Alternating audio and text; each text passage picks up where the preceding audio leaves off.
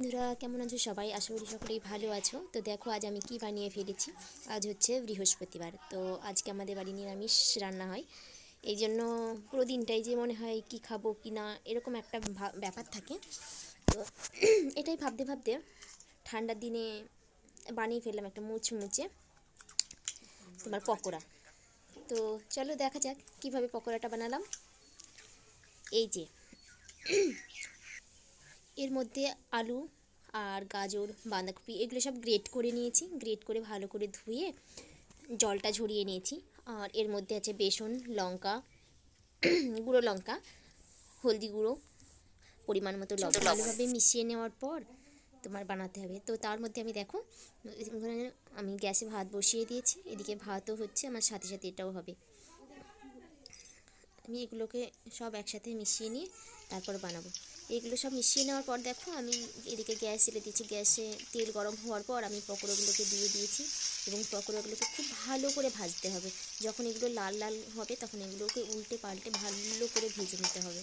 দেখো দেখতেও বেশ কি সুন্দর কালারটা হচ্ছে না পকোড়ার?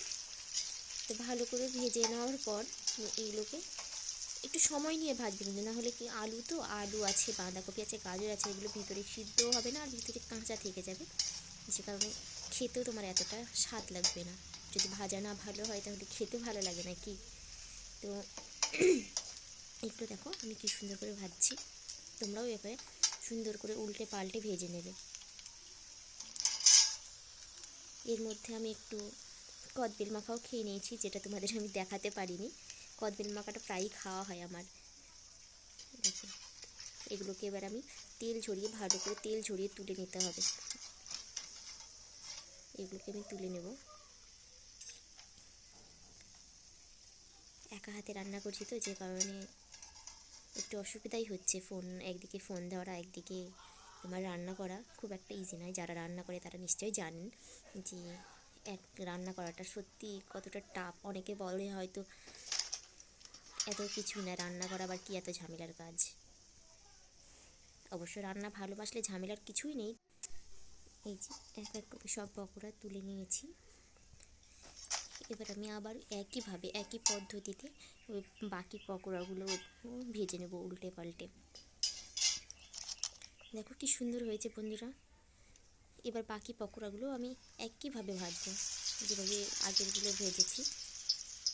একসাথে অনেকগুলো দেবেন না, একসাথে অল্প অল্প করে দেবেন। আমি একটু তাড়াহুড়ো করছিলাম যে কারণে আমি অনেকগুলো করে দিয়ে ফেলেছি। অল্প অল্প করে ভেজে নেবেন, আর এটাতে উল্টা পাল্টাতেও সুবিধা হয় আর তেলটা ওতে ভালোভাবে পায়। আর অনেকগুলো হলে না, যখন উল্টাতে পাল্টাতে খুবই অসুবিধা হয়, ভেঙে যায়, পকোড়াগুলো দেখতে ভালো হয় না। আর একটা কাজ করবেন, যেটা হচ্ছে গ্যাসের আঁচ কিংবা চুলার আঁচ মিডিয়াম করে রাখবেন। যখন দেখবেন একবার উল্টানো হয়ে গেছে তারপর থেকে একেবারে স্লো করে রাখবেন গ্যাসের ভলিউমটা, যাতে খুব একটা বেশি গ্যাস না ওঠে। কারণ পরে না পকোড়াগুলো পুড়ে গেলে না আর দেখতেও ভালো লাগে না। দেখো আমার এই পকোড়াগুলোও হয়ে গেছে। আমি এভাবে প্রত্যেকটা সুন্দর করে ভেজে নিয়েছি। ভাজার পর আমি এবারে কী করি দেখো, এই যে কেমন হয়েছে বন্ধুরা দেখো তো পকোড়াগুলো। এদিকে আমার ডালটাও রেডি হয়ে গেছে, ভাত হয়ে গেছে, মুগ ডাল তো, যে কারণে কালারটা এমন হয়েছে। আর এই দেখো তোমাদের প্রিয় পকোড়া কে কে খাবে বলো, চলে এসো তাড়াতাড়ি।